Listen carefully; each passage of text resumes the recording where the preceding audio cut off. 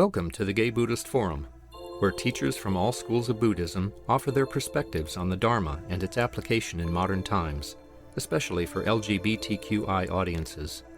These talks are offered freely to the world and made possible by appreciative listeners.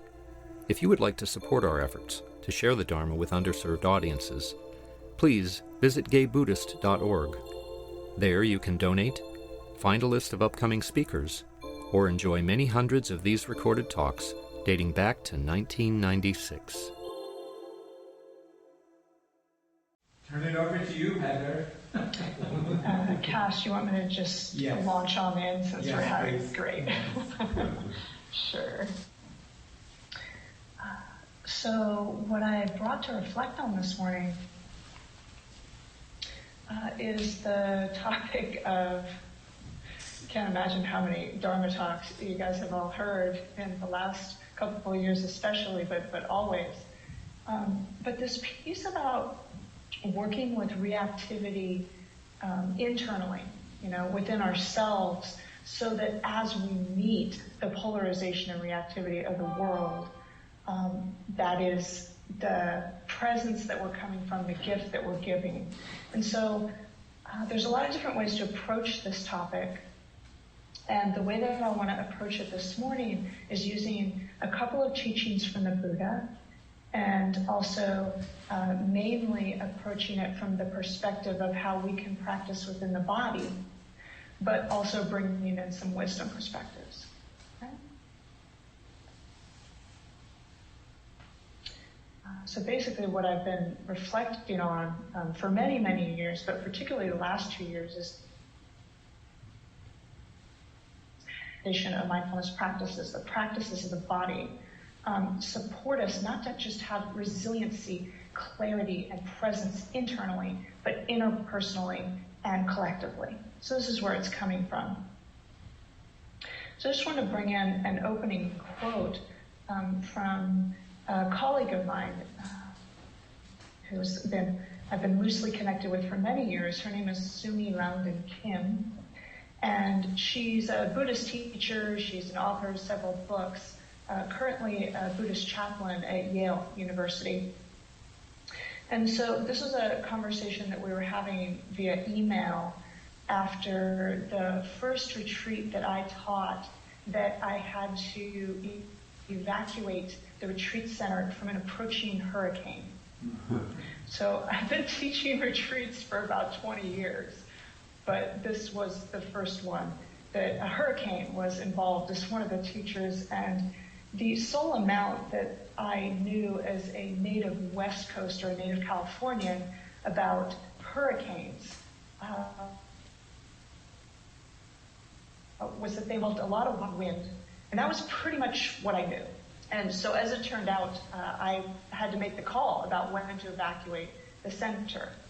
And so after that retreat, I was in touch with Sumi, and we were talking about how to work with, really hard questions in the face of the larger calamities of this world, including climate change. And this was one of the emails that she sent back. She said, yes, the levels of fear, which were real and well-founded, so she was referring to the hurricane, are definitely high in the populace, and we are all so much more vulnerable in this era of climate change. There's no question humanity generally is struggling with a new reality that, frankly, we have zero neurological, evolutionary, or biological systems built to address.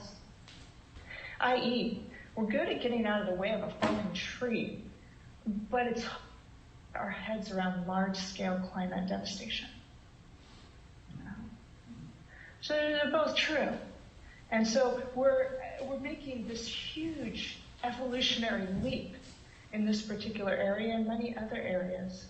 And one of many, many ways that I feel into the process of awakening is that actually it's an individual and collective evolutionary shift. It's not the only way that I hold awakening, but it's one of the ways. So I'm reflecting on this topic long term. I, of course, wanted to reread, restudy, feel into what the Buddha had to say about it. And so first, a teaching from the Buddha. This is from the Sutta Nikaya, and this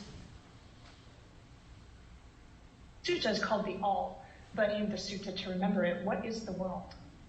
And so one day somebody asked the Buddha, the way that you ask people that you respect, the big questions, to see what they have to say, and then feel into it for ourselves. And so somebody asked, what is the world? And the Buddha said, I can tell you what the world is. What we consider the world is the experience of the 6 sense doors: eyes, ears, nose, tongue, body, mind. And these sense doors and their sense door experiences, these are the world. This is what we experience as the world. So why is that teaching important in terms of reactivity? Because now we're going to go visit one of the most famous teachings of the Buddha. If you go to a comparative religion course, say at a university, you're likely to hear this teaching from the Buddha as a representation of Buddhism. It's not the only one, obviously, but it's a very well-known one. And so this is the fire sermon, is what it's usually called. And so it's interesting because if you look at the translations of this teaching, sometimes it's translated as the world is burning. Okay, what is the world? Sometimes it's translated as all is burning. So what are we talking about here? We're talking about the world of the sense doors and the experiences that happen that then we take and contract and solidify as me and mine. And in that contraction, there's stress. And so the way that the teaching goes, I'm not going to go through the whole teaching just because of time this morning, but this sense of friends, all is burning. What is the all that is burning? The eye is burning, and then it goes through, that which is seen is burning, the consciousness that lights the whole thing up is burning, and then we keep going, the ears, the nose, the tongue, the body, the mind. Okay, it's burning. So what's it burning with? So it's burning with grasping. Okay. I have to get that thing, whatever it is, in order to be okay. So that's stressful. It's complicated. So it's burning with a certain amount of stress. That grasping. Opposite, pushing away, aversion. Also stressful. And the confusion, the delusion, also stressful. And so that's what it's burning with. So usually that's the part of the teaching that's emphasized, but the part of the teaching I'm really interested in is the next part, which is seeing thus. Seeing thus. When we see clearly these dynamics of grabbing, of pushing away, of the kind of fundamental delusion of, not a sense of self as fluid and responsive, but a sense of self as contracted and separate. That delusion. Because of course we have a sense of self. And it's moving between fluidity and receptivity and contraction and separateness, and it's always doing this dance. And, one of them is more familiar than the other for most of us most of the time, but also more complex, more stressful. And so seeing thus, we can see that, and we can start to have space. We can start to soften and widen. A kind of wiser, more heartful perspective can start to come forward. And so seeing thus, the process of release can start. So the whole teaching hinges on those 2 simple words that have been translated from Pali into English. Seeing thus. So one of the ways that I think about this process of the way that our experience can be burning with greed, hatred, delusion is the traditional way of putting it, but grasping, pushing away, confusion is another way of putting it. As I think about the colored glasses, the metaphor of the colored glasses. Sometimes we get up, as we put it in this culture, on the wrong side of the bed, and you just get up, and everything is not quite okay. And it's just, from the moment we get up in the morning, we just need more in order to be okay. More breakfast, more news, more screen, more whatever. It's pretty shameless, and it just grows. The glasses get stuck more and more and more to our face. I'll give you an example of the glasses of aversion. This is an example from last night. So my next door neighbors have a dog. I'm sure I'm not the only one. It's a small dog, and it likes to bark like a small dog. It's playing its role perfectly. Its poor little nervous system gets freaked out at the smallest thing because it's a really small dog, And so it appeared that my neighbors went out and left. It was dark, and the dog barked without cease for 2 hours. One of those. And at first, seemed nice, and I could have a sense of humor, and just the way that we do, and I started barking back because I was connected with the little thing, and after a while, after about an hour and a half, all of a sudden that aversion, the glasses just started filling. It's just like, is this dog ever going to stop? I turned on the music, still heard the dog. I'm like, okay, Heather, this isn't working. Work with the lenses. Let's clear the lenses. It's not doing another thing in order to be okay. It's working with it from the root. And so I started working with these lenses, of like, oh, here's the aversion glasses, because I could see the way it was starting to be contagious. I could see the way other little things in the environment at the sense stores were starting to irritate me because there was irritation about this little creature. So sometimes the colored glasses metaphor is helpful.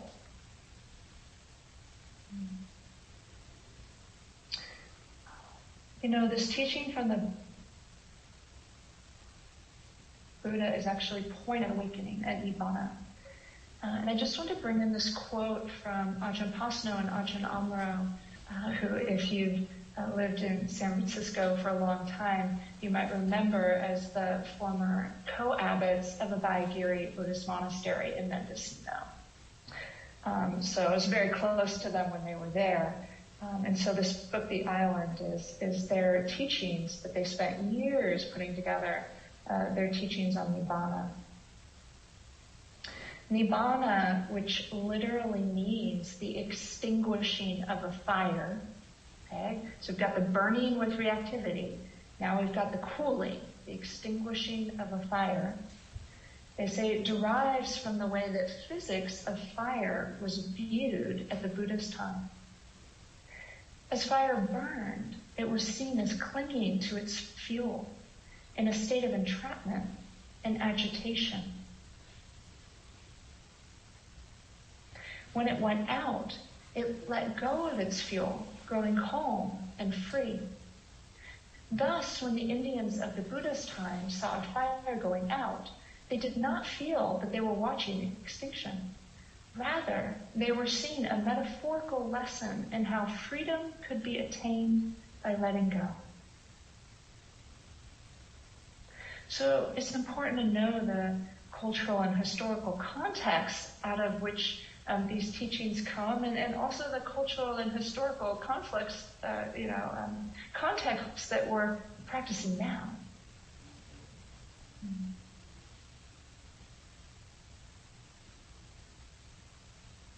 So maybe just a really short inquiry.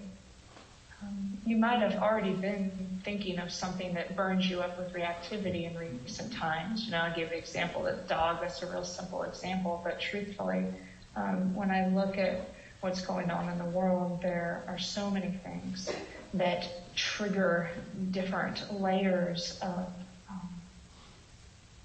wanting things to be different the way they are, grasping for something better, aversion, I can't stand this, and delusion, I'd rather just space out and not pay attention because it's too painful.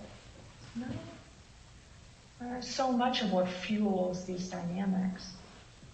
So if it supports you to just take a moment to notice something in particular in recent times that has caused you to burn up with reactivity, and just take a few breaths with it.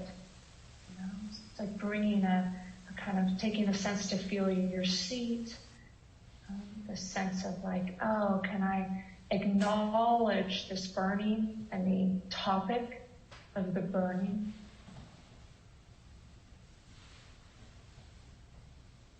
Notice how the body and mind and heart are affected by that burning.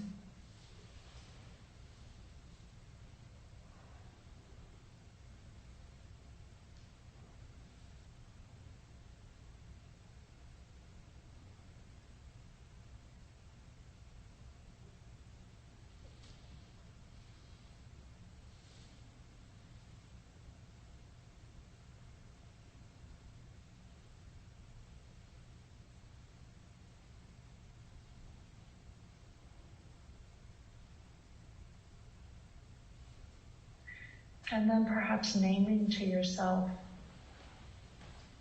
a couple of tools in your toolkit, a couple of techniques, of helpful things that you know helps reduce the reactivity, or even just reduce the reactivity with the reactivity. And really name them to yourself so that you're not just kind of stuck in the burning. What helps you?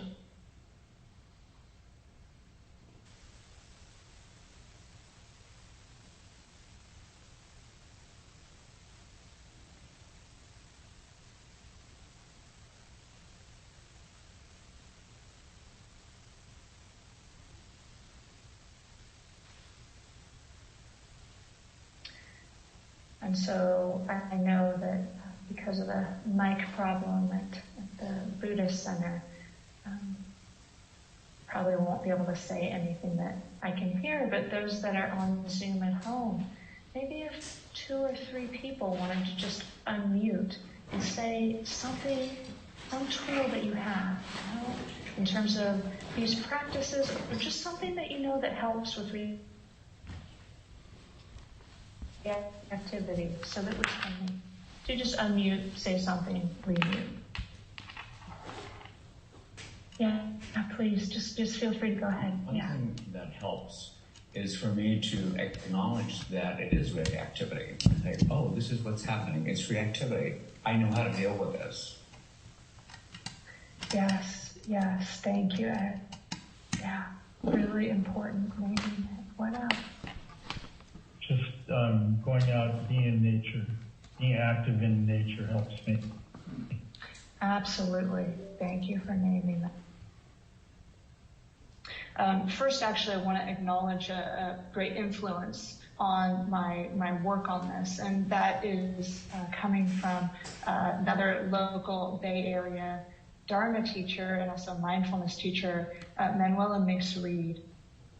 So she's one of the top trainers in the Hakomi body-based, mindfulness-based psychotherapy training. But as I said, also a Buddhist teacher, a Buddhist author, and many other things. And so she and I teach together on trauma and the body and working with these practices at Spirit Rock. And so my work is influenced by her work as well. And so when we're talking about collective reactivity, what we're talking about is our experiences that happen over time, that are ongoing, experiences that can create a crisis of meaning for us, like, changes our experience of life fundamentally, or our worldview fundamentally. And we start to see great changes in societal norms and collective identities, this type of thing. So it can be positive or negative, to use duality. It's very interesting how collective reactivity can drop us down the rabbit hole the same as it can for us individually. It can also lead to an increase in collective awareness and collective awakening. So there's two potentials, just the same way there is internally. So, just to go back to the example of the dog, there was with this barking dog. Oh, and by the way, for me, that ear sense door is the most sensitive sense door. It's been that way since I was a child. You may also have one that's more sensitive than the other. So if there's going to be one that's going to burn, it's likely for me to be auditory. Difficult sights don't trigger this body-mind system nearly as much as difficult sounds. It's just how it is. It's conditioning. So there we are with this experience of the dog and working with the aversion glasses that are all filled up with aversion. And so I just wanted to bring in 3 helpful wisdom perspectives because I was using these last night. And so one is when we start to fall into the pit of self-judgment, which I could feel it coming, like, Heather, how many times have you worked with difficult sounds? Do you really have to go down this road again of stories and sense of self? And I could just feel it about to bubble up at the surface. When we notice it, or it's really bubbled up at the surface, this shift from the self-judgment to the self-kindness. One really important wisdom perspective. Another one, when we notice ourselves going into isolation, again, I'm working with this personally, interpersonally, and collectively. So sometimes we're having judgment with the world or society or a part of society. Sometimes we're feeling isolated within society for a variety of different reasons, including the collective trauma of the pandemic, of course, but also in the ways that we experience marginalization. There are times when it feels isolating. That when we recognize that, as one of the folks was saying, the importance of recognizing, now we're recognizing isolation. We can make that shift. How do we reconnect with common humanity in a moment? And again, one of the other suggestions was gratitude. That is one of the ways that I'll reconnect with common humanity in a moment because it's easy to remember. And when we're falling down the rabbit hole, we want something easy to remember. There's, of course, many other ways to reconnect with common humanity. One of the ways that I've been practicing it a lot in terms of the climate change devastation in California, in particular because I've lived here all my life, and also in terms of the pandemic, is dedication of merit. A dedication of blessings of our day of practice, of the blessings of staying connected with our deeper values, dedication of merit. And so if I get to the end of the day and I'm just feeling kind of disconnected or those slippery slopes of not sure if I've done enough for the world today because the need is so great and the burning is burning, I'm not just talking about the forest fires. Really upped my game with dedication of merit, which basically just takes a few minutes. I can do it when I'm tired, but taking a moment, saying all the moments in this day when there was qualities of blessing, let me feel them, shower myself with them to increase my own resiliency, and then let them ripple out to beings. And we'll be practicing that, of course, as we do at the end of these mornings. Okay? So from self-judgment to self-kindness, from isolation to common humanity. And then the third, from over-identification to mindfulness. Over-identification, of course, means taking it too personally. So these shifts of, it's all about me with a capital N, and everything feels very intense and very real and very believable and very long-term. Like it's not going to end. That's how it feels in over-identification. When we notice that in the recognition, we can soften and widen and remind ourselves, we can go for collective humanity. I'm experiencing this. We're experiencing this. I was working with somebody individually on the other day, earlier this week, and we were just acknowledging together that there's so much to be grieved in this country right now, and that we may need to take a simple ritual of grieving every day. Not for too long so that we don't fall into the pit, but that there's so much and that it keeps coming, and that maybe we need to take a little ritual, just the simplest thing. We were talking about lighting a candle, or they had a situation where they could go out and look at a tree.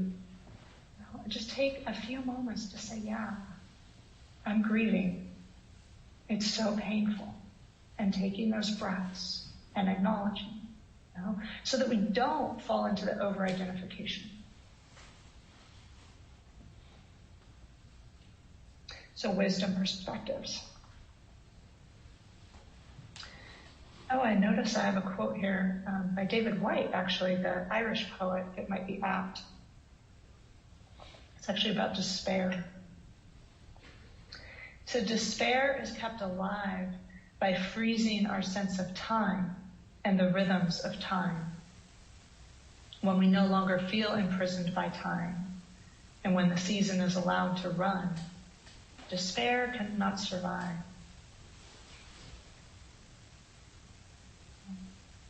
It's an interesting quote. It's like, when we get locked into something, it feeds it.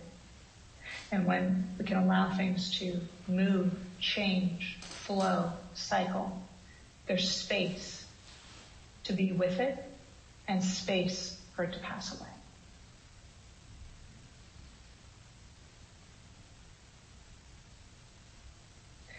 So let's move into the body practices.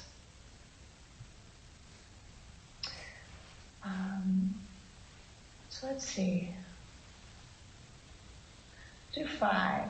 They're short. They can be done often. And that's the point. And so these are particular, first, foundational mindfulness of the body practices, that support a long-term resiliency in the face of collective reactivity.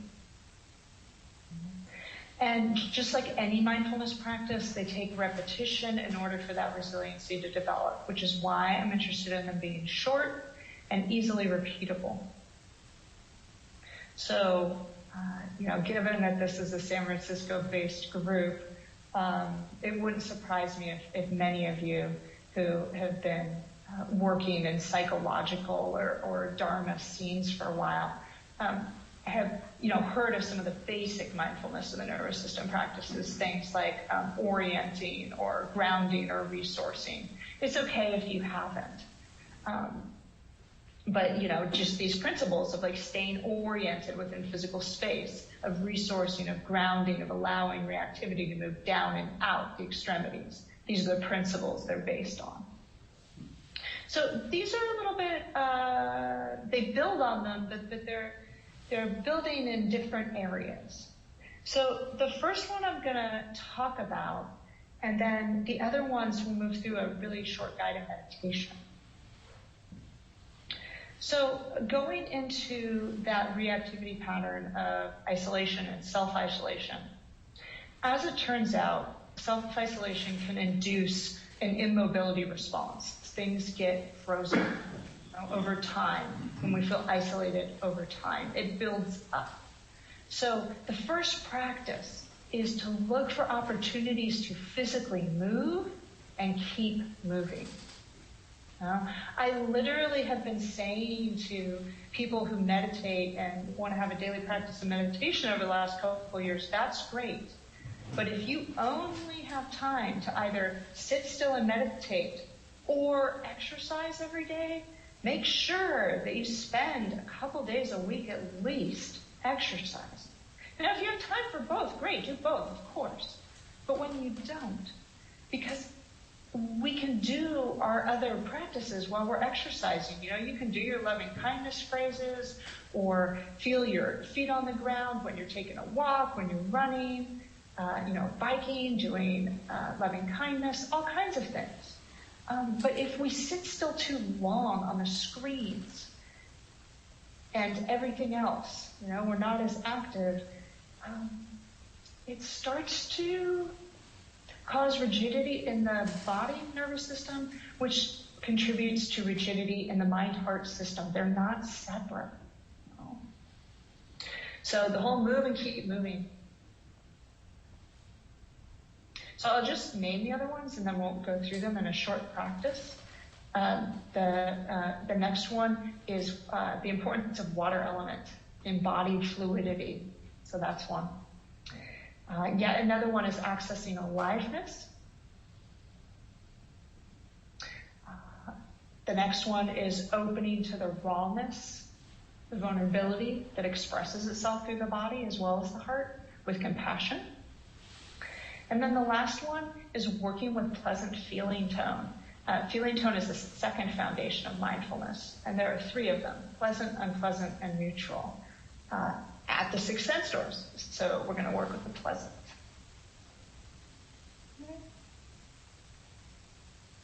So doesn't matter whether you do this eyes open or eyes closed, but maybe just first take the opportunity to move. Shift your posture a little bit if it's helpful. The shoulders starting to get tight like mine is. Just let it move a little bit. The neck or the hips. And really feel it in the body. What sensations tell you that you're adjusting the shoulder?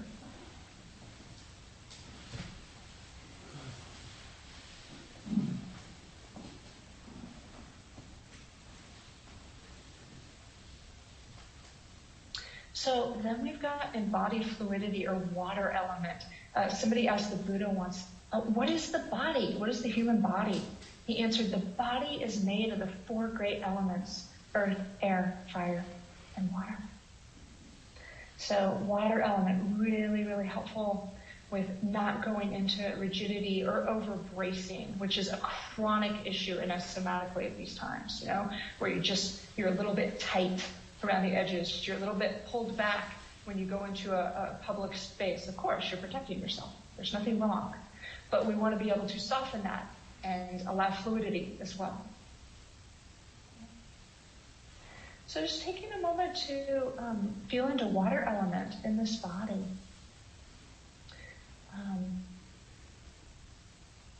If you ate breakfast rather recently, it might be the digestive juices.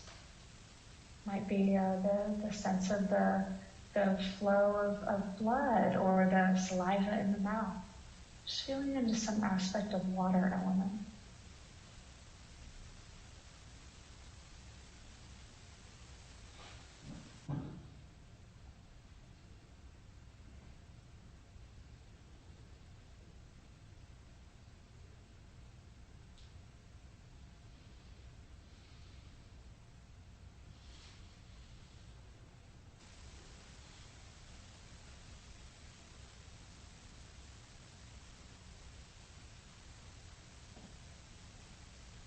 You take a moment to feel the sensations in the hands. Or are there any sensations of flow available to be known and experienced? It's okay if there isn't, but just being available.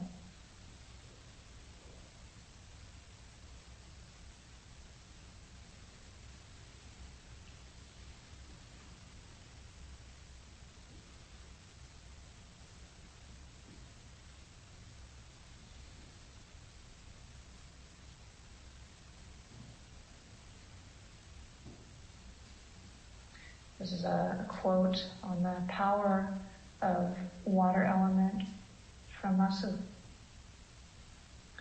Water is fluid, soft, and yielding. But water will wear away rock, which is rigid and cannot yield. As a rule, whatever is fluid, soft, and yielding will overcome whatever is rigid and hard. This is another paradox. What is soft is strong.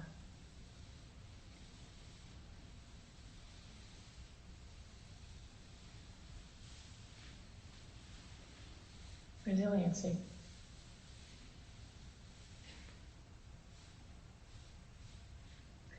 Next, accessing aliveness. You might want to take a few deeper breaths.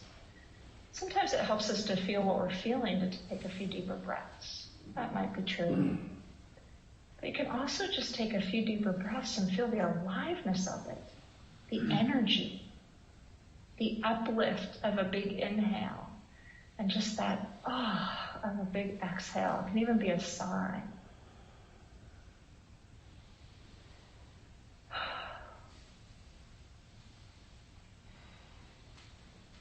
Just feeling into the whole physical energy field of the body for any sense of aliveness. Could be warmth or tingling or just the sense that, alive. Alive is like this. Really feeling into it for a moment. We have survived so much. So feeling the aliveness, celebrating it with attention.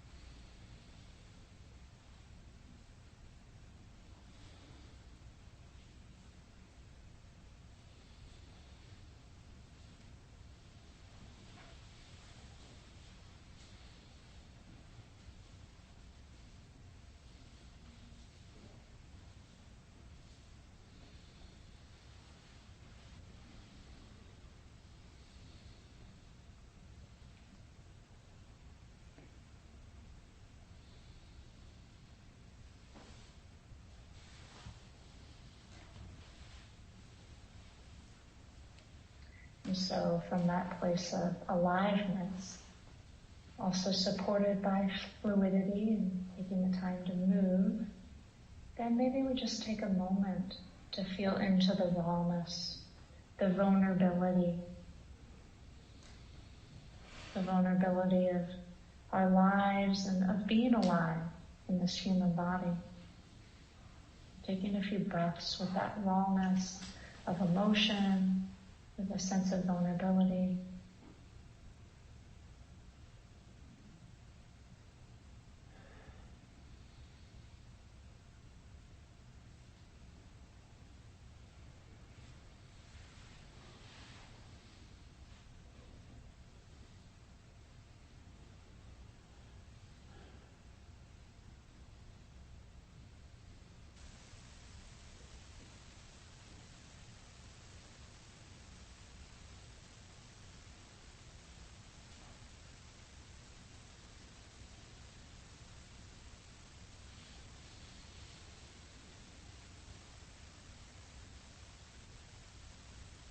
And lastly, taking a moment to cultivate resiliency through lingering with a feeling tone experience that is pleasant. You might want to use a sight, just because some people don't have the experience of meditating eyes open. It depends on what tradition you meditate in. So especially if you don't meditate eyes open, maybe choose a sight, and if not, any sense door will do. But you want to find an experience at that sense door that you experience as pleasant. So if it was a sight, it might be a nice view out the window or your favorite color in the room, piece of art maybe. You just land your gaze on it and linger and take a few breaths. Not so much with getting involved with what you're seeing, but feeling into the pleasantness of it. To cultivate that resiliency. So we don't as often fall into the neurological pit of the negativity bias. Yeah? Creates balance.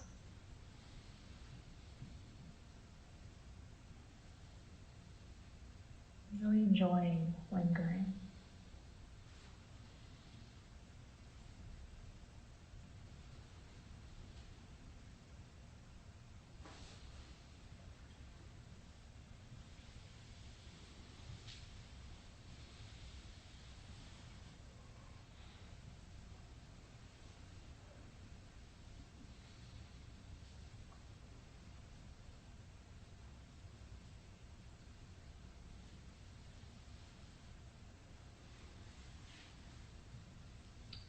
So those are the handful of practices.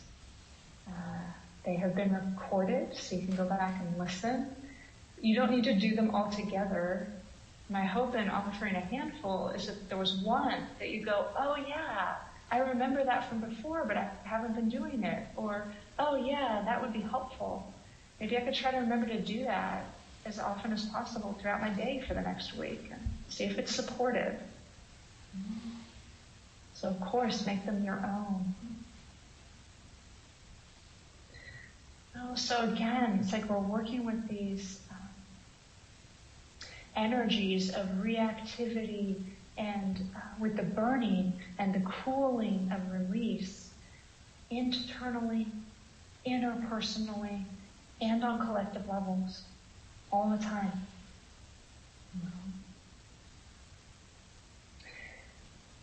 I'm remembering this possibility that there are cycles where collective reactivity, where collective trauma does open to collective awareness. They aren't usually on the news. But in community, as we talk to each other, we hear the stories, the simple ones, the wider, more impactful ones. Like, it's so important to stay in touch with recognizing where the collective reactivity is also supporting collective awareness, collective awakening. I know not as fast as probably any of us would like, or certainly not as fast as I would like, and yet it's still happening. So I found this, I'm not a big Rumi quoter, but I found this quote from Rumi, the Sufi mystical tradition, right when the pandemic started. And it's been a kind of muse for me ever since, and so I'll close with it. Try not to resist the change which comes your way. Instead, let life live through you. And do not worry that your life is turning upside down. How do you know that the world you are used to is better than the one to come?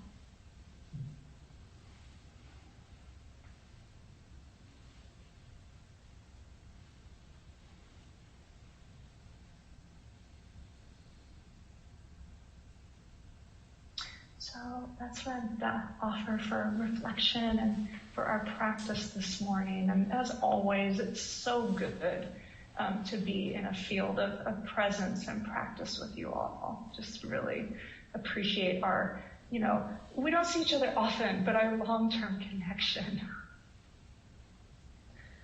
So I'm not sure whether there's the possibility of a share or a question because of the tech problem. I'm going to leave that up to you. Yeah, in the meantime, Heather, this is Tom Bruein. Hi. Hi, good to see you. I just wanted to comment. Thank you so much. I really related to the barking dog and that sort of thing, but I appreciate that you talked about how one thing can make us more sensitive to other things, and it can sort of snowball. Because, sometimes I will find myself getting to the end of the day and think, God, why wasn't I in such a crappy mood all day? And if I think back, I can relate it to one thing, that sort of kicked it all off. But like you said, if I can be aware of that and notice, oh, this is causing other things to irritate me also, perhaps I can stop it in its tracks. Or as Pema Chodron says, don't bite the hook. Yeah. Thanks so much, Tom. Exactly. I also have what you're describing, what I call that practice is the practice of hitting rewind, where I've gotten way up the ladder of reactivity the course of the day, and then I realize it, and then I hit rewind and go, oh, it came from there. And then sometimes I'll use a teaching that the Buddha gave his son, Rahula, when his son was 8 years old. I'm not going to say the whole teaching because it has a whole bunch of parts, but the part that's relevant is he said, son, even if there was some reactivity and, you acted it out and you didn't catch it, once you catch it, it's okay, son. Offer yourself forgiveness and set the intention to not do it again. And I love the teachings that the Buddha gave his son. I know he's the Buddha, but also on a relative level, it's his kid, So I'll practice. I'll go, okay, forgive myself, acknowledge what happened, set my intention to catch the reactivity sooner next time. Yeah.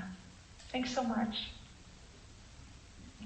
Probably have time for one more person. I would like to thank you so much for the quote from Rumi, because it allows me to think not to be afraid of tomorrow, maybe not even be afraid of the next 20 minutes. Yeah. It's this. I've been practicing with this quote now for 2 years. It's so helpful to show me where I am and remind me that I can soften and widen. Yeah. Do you want me to type it into the chat for you? Yes. I think I'm going to remember it, unless there's more to it than... No, that was the whole thing that I've been using. I mean, of course, if you do an online search, if you just remember, try not to resist the change which comes your way, I'm sure the rest of it will come out. Yeah, thank you. Somebody in the room or? Yeah, Heather, I really appreciate the suggestion to make opportunities when you can't formally meditate to turn what you're doing into a meditation. I think I have lots of opportunities during the day to kind of reach towards that particular practice. Yeah, thank you. Well, I see it's 3 minutes till noon. So shall we dedicate the merit? If you're new to all this, that practice I was talking about earlier. We'll have some announcements. How do you want to do this, Cass? I haven't been on Zoom with you all before. Can we do... I'll do it however you want. Can we do some announcements first, and then we'll do it? Oh, please, go ahead. And then we'll do a dedication of merit, and if you want to, that would be great, or we'll gather in a circle here, and either do ours or have you dedicate the merit. Do we have any announcements, though? Yes, I'll start off. I'm the host. There are some goodies out in the room next door. There's hot water for tea. Just grab a cup, and when you're done, you can just put the teacups in the sink, and I'll deal with them. Also, I'll be passing around the Donna Bowl. Donna is Polly for generosity, and your contributions help with the rental of the space. Helps someday soon with the Larkin Street, provided the dinner at Larkin Street. Who knows when? And also our newsletter, which we just did a mailing last Sunday, and over close to 250 of those newsletters go out to incarcerated people in the prison system. And if you've ever read any of the notes of gratitude from the prisoners, you can really see the incredible value that newsletter provides for people. So that's it. Any other announcements? Yes, I just want to remind everyone we have an account at Community First, 17th in Valencia. If you have anything that no longer serves you and you'd like to donate it, GBF gets a cut of that, so it's another way to practice honor for the summer. Very good. Jared? Our speaker next week will be Pamela Weiss. Okay. And on the website, her bio is on the website. And Heather's is, I didn't get to present it today, but you can find Heather at heathersundberg.com at your website. So, no other announcements. We'll gather in a circle for the dedication of merit. And Heather, would you like to offer the dedication of merit? Sure.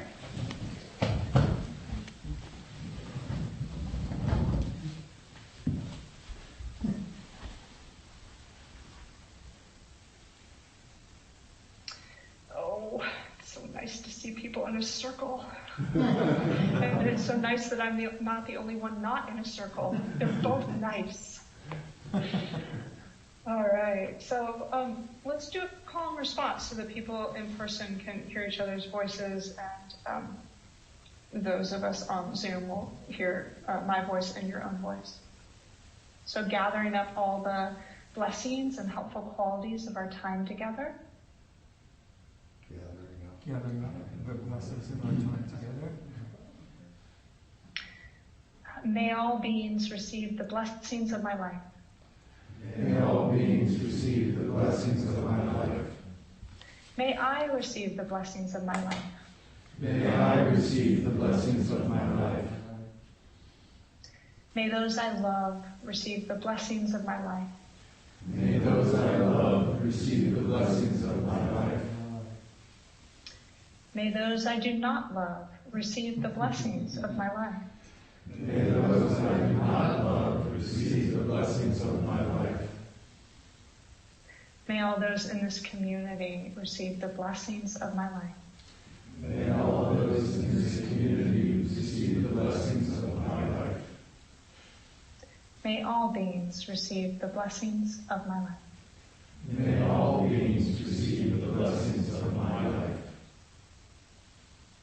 Oh, thank you all for your presence today. That's it.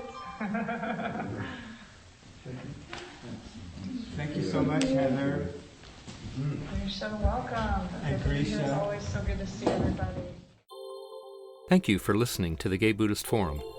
If you would like to hear several new talks per month and be notified of upcoming speakers so you can participate live, please subscribe to this podcast, like us on Facebook, and join our mailing list by visiting gaybuddhist.org.